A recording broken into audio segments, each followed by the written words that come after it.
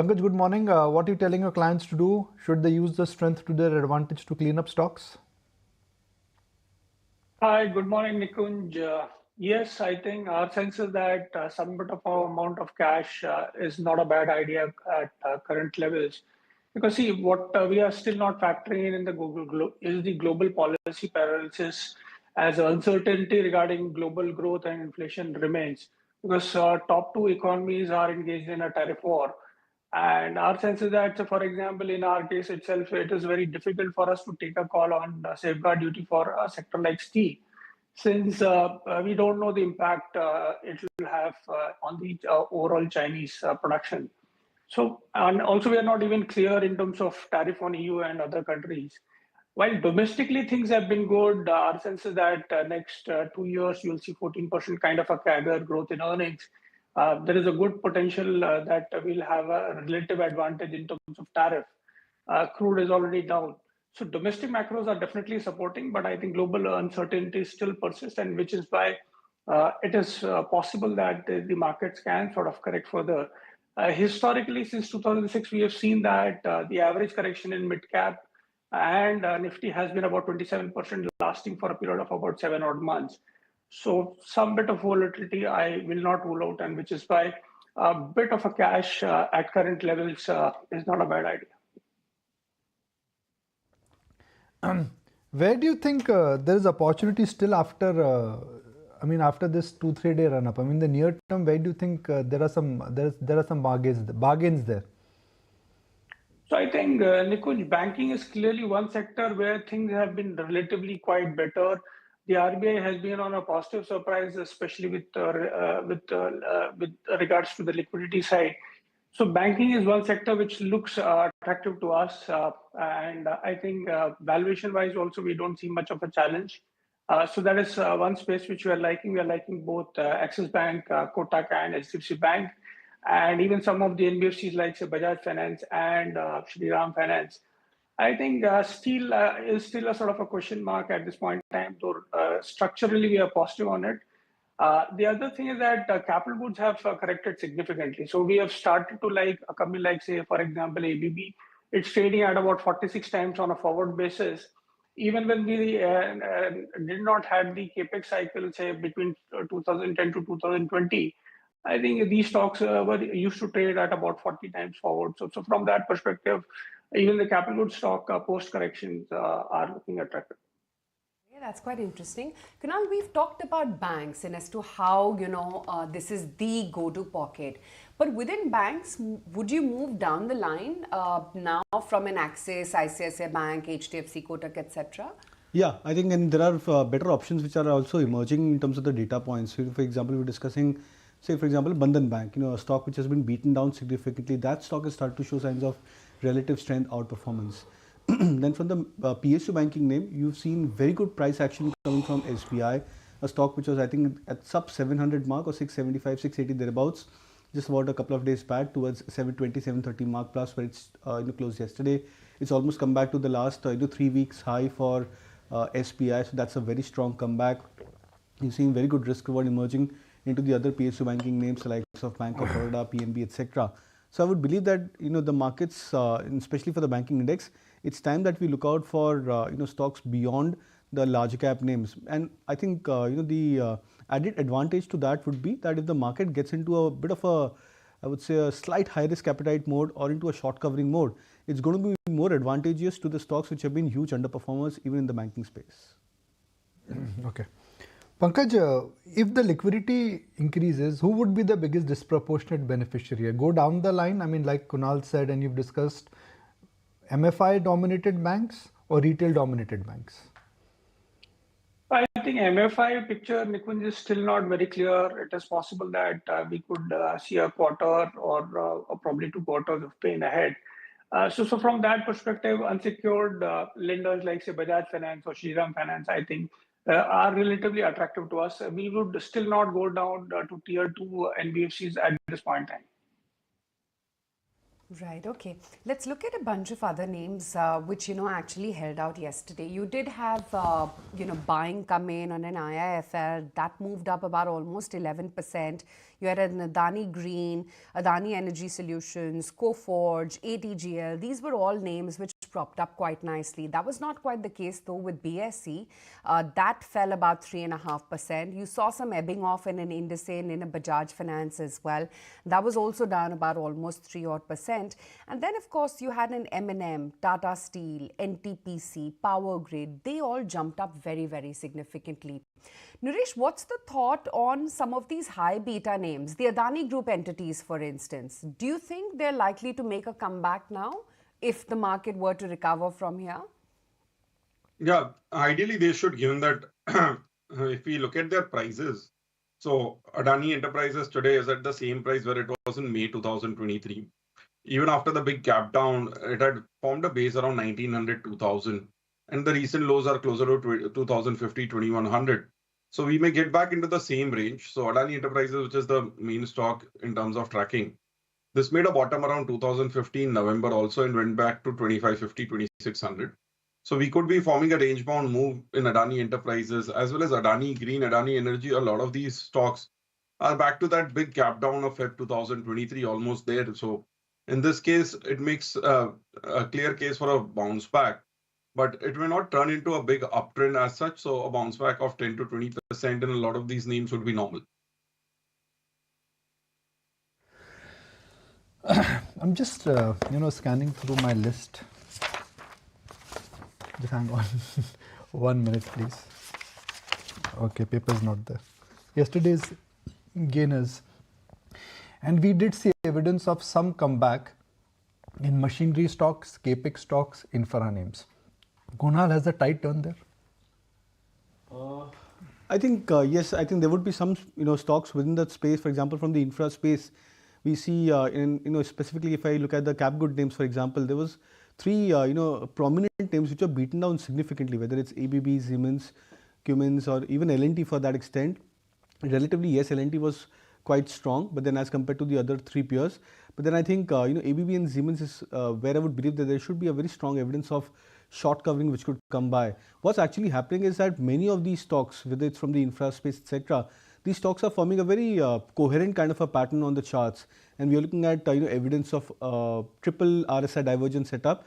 By that, it means or it indicates that the prices over the last 1 month have made 3 subsequent lows on a relative basis, and the RSIs, for example, for these stocks have actually made a higher low for themselves.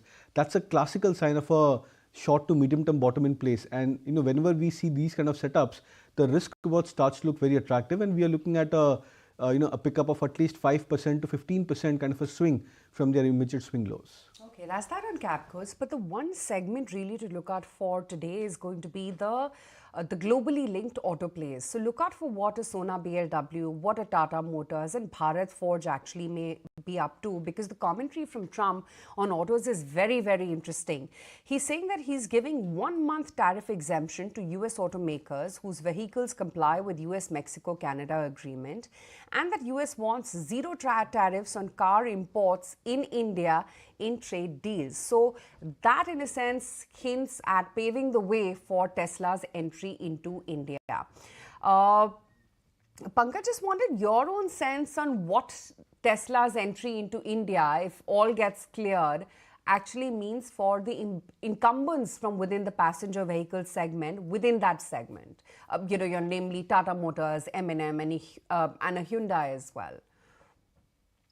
So our sense is that when you look at the cheapest price product from Tesla, I think the overall costing is going to be in excess of 40 lakhs. So from that perspective, it is not going to compete with the listed players. Probably it will have, or it is going to compete with the likes of German manufacturers, especially BMW, Mercedes, and others. And so we don't see that as a threat. I think what is doing well in auto is again some of these players, like say for example Mahindra and Mahindra, YTD their sales are up about 20 odd percent. Similarly, something like say TVS at about 13 odd percent, or Eicher, which is sort of doing well, especially in the premium leg of the two-wheeler segment. So from that perspective, one needs to be very selective in auto because a lot of these two-wheeler names are struggling also because of the financing issue. So from that perspective, one needs to be very selective in auto. Okay, be selective in auto. Kunal, what are the chart readings? M&M, which eased off a little bit from the 52-week peaks, and Tata Motors, which has really got battered, in this current market sell-off. No, I think it has to be a blend of both, because there comes a point where the markets, get skewed to one particular direction, and then I think at that point of time, going contra makes a lot of sense into these kind of spaces. For example, from the auto pack, you had Hero MotoCorp, Bajaj Auto, and Tata Motors. These were the three names which were beaten down significantly, almost 7 or 8 consecutive months, where we've seen the stocks correcting by 40-45%, and that too in a very consistent kind of a manner. So when you see such kind of a sharp selling, there's bound to be a point where these stocks, there's an inflection point for these stocks where the risk reward starts to look very attractive. So for traders who are looking at a trading pop 5%, 10% kind of a swing into these names, I think betting on these stocks would make a lot of sense, given that the markets are finding its risk appetite back again. And then the second part of the trade is that when the market comes back into a stability post a short covering move, is that we look out for stocks which have been more strong relatively, both in the market correction as well as in the jump up or in the rise towards the market rally. So I think in that sense, M&M could be the other stock which would look attractive. The stock is still trading below its or just marginally below its longer term averages. So even if we expect the stock to normalize or come back towards the previous mean reversion mode, we could be looking at least the 3,000 plus levels for the stock in the near term. Okay, that's that on autos, having exposure to, all names in small quantities. That's what Kunal is advising, because right now the positioning is extremely skewed and bearish towards Tata Motors vis-a-vis M&M. Some of the other names, look out for what OMCs, paints, aviation, as well as tire stocks would do, given their sensitivity to crude and the fact that crude has now fallen to 68 levels, hitting a 3-year low now. Pankaj, your thoughts, and let's talk about paints in specific, because there the entire shake-off happened as soon as Birla entered the market. You saw the big one and the largest in the pie, Asian Paints, start to correct from there. Do you think this trigger, the fact that crude has seen such a significant cool-off, could act perhaps as a leg up to Asian Paints to bottom out? I think we are still some time away from paint stocks bottoming out. We've seen players like Asian Paints, so the margin profile coming down from say 20% plus kind of a level to about 15, 16 odd. And I think the industry is still going to sort of compete on prices, especially, for example, I think Birla is still offering both price and volume discounts. So from that perspective, while crude decline is definitely a positive, but these benefits are not going to be retained by the existing paint players. And I think they are still in more of a time correction, less of a price correction is what I would expect.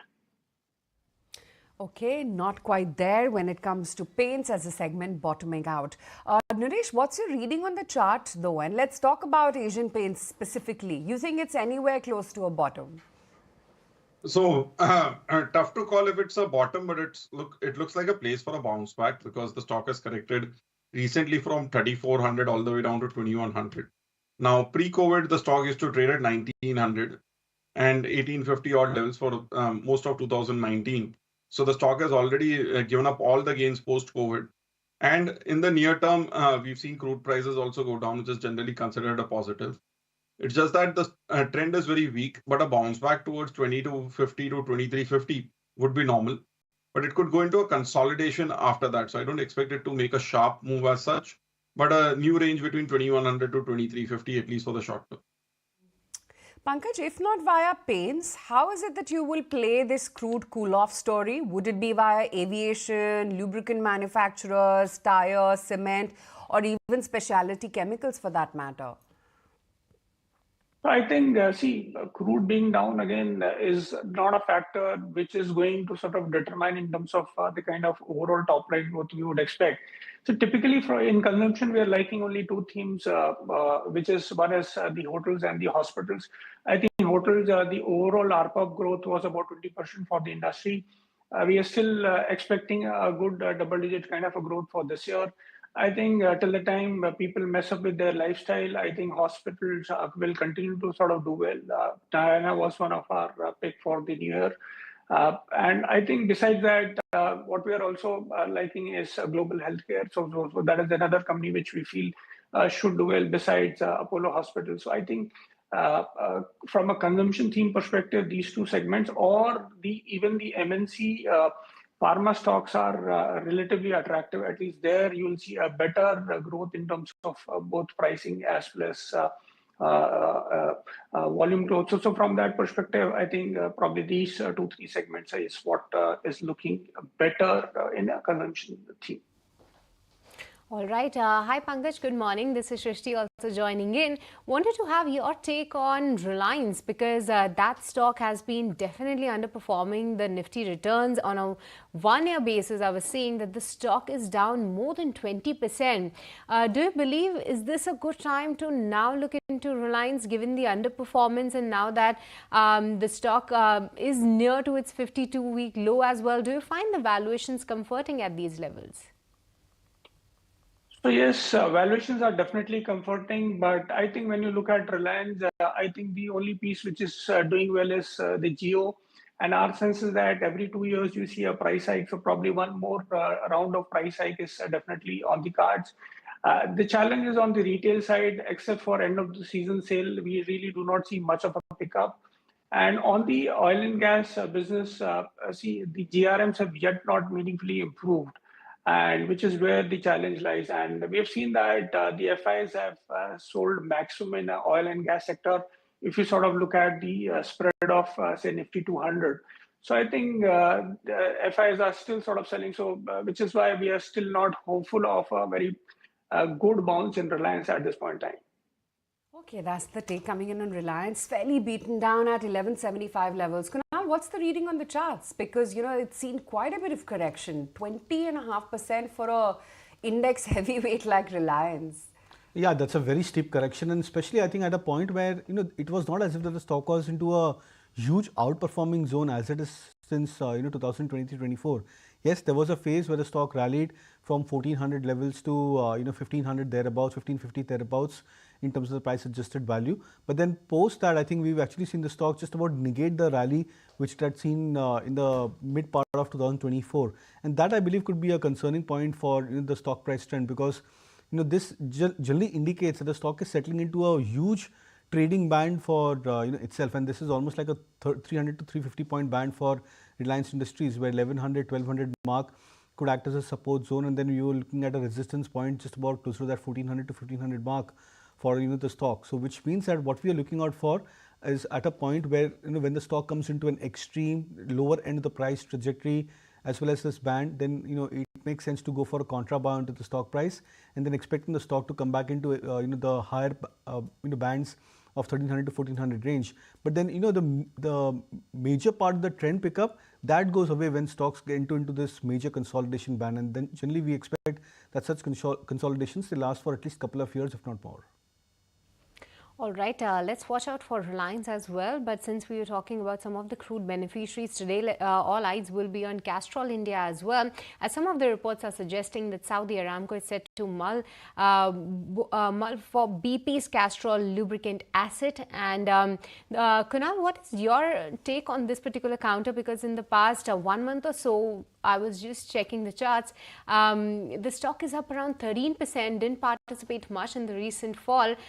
Which are the levels that one should be watching out for? Yeah, I'm very bullish on Castrol, and in fact, it's been one of the recommendations which I had given a few weeks back, especially at a point when there were two important parts for Castrol. So there was a relative strength scale for the stock with respect to the overall market as well as the mid cap end. There was a point when the stock moved up from I think sub 200 levels, 175 thereabouts to 200 plus mark on the back of some very strong volumes.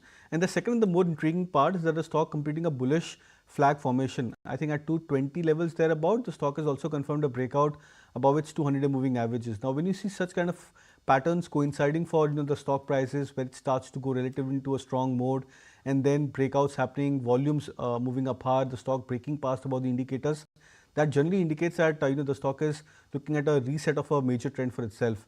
I would actually look out for much higher targets for Castrol on the upside, So my sense is that the stock should come back towards at least a 260 to 280 plus mode, say potentially over the next 3 to 6 months. Okay, that's the take coming in on Castrol right now. Looking at some of the other plays, LIC Housing Finance, look out for what that stock as well does in trade, because remember they've approved the borrowing budget of about almost 1.25 lakh crore rupees for FY25 to 26. There's Zydus Life as well, wherein they've received the final approval for US FDA for the dasatinib tablets as well. So look out for what that stock too as well is going to do in trade. And of course, banks and autos are going to be the key on everyone's radar today. Banks, because RBI is looking to inject that near about 2 lakh crore rupees of liquidity via OMO purchase auctions. So that's going to be one key sector to look out for today. And other than that, of course, the Tesla sensitives, if I can call them that, your Tata Motors as well as Sona BLW, Bharat Forge, I would say look out for a Hyundai and M&M as well in trade. The GIFT Nifty, it's picked up a little bit. It's almost now closing in on the 22,500 print. Pankaj, before we let you go, you've given us your bullish list, but what is it that you would still avoid in this market? So I think in general, I would not suggest a very aggressive buying at current levels, but I think structurally we have been liking some of the themes. So for example, CapEx as a theme looks attractive to us. So capital goods, infrastructure, cement players, BFSI looks attractive to us. And like I said, in consumption, it's more of hotels and hospitals which look attractive. And selectively, one can be positive in autos. So that is what, in fact, in the small cap index, also we have seen that 1 year forward, October around the index used to trade at 21 times. We have already seen 24% kind of a correction. So valuations are okay at about 17 times. A bit of a selective exposure even in small caps can be taken. But I think the volatility is still going to persist for a month or two. That is what we would expect. All right, Pankaj, so we will watch out for those themes. But with this, we'll let you go on that. Really appreciate you taking the time out and speaking with us this morning. Thank you so Moving much. on. If you like this video, then like, share and subscribe to ET Now.